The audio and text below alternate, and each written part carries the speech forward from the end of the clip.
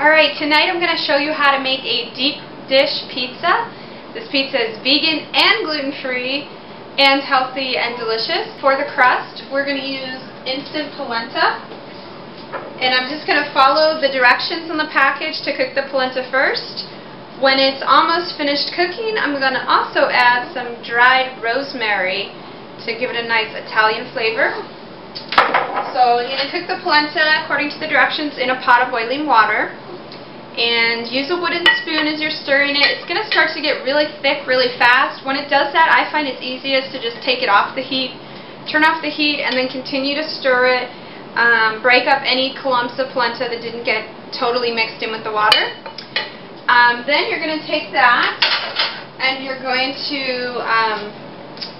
press the polenta into your pizza pan. So this is the one I'm going to use. Doesn't have to be this exact size.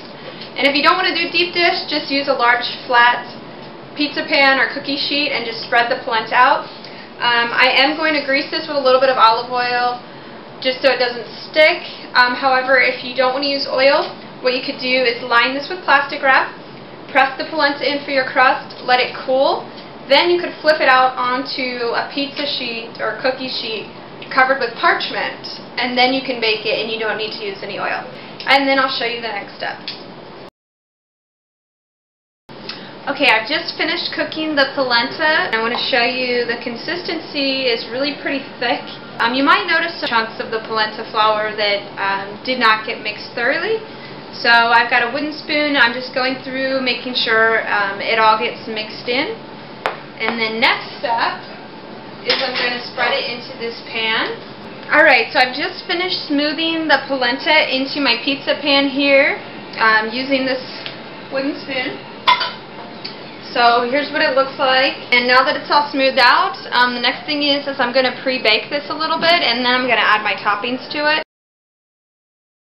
First I have some pesto in this jar here. This is leftover pesto that I made from another recipe.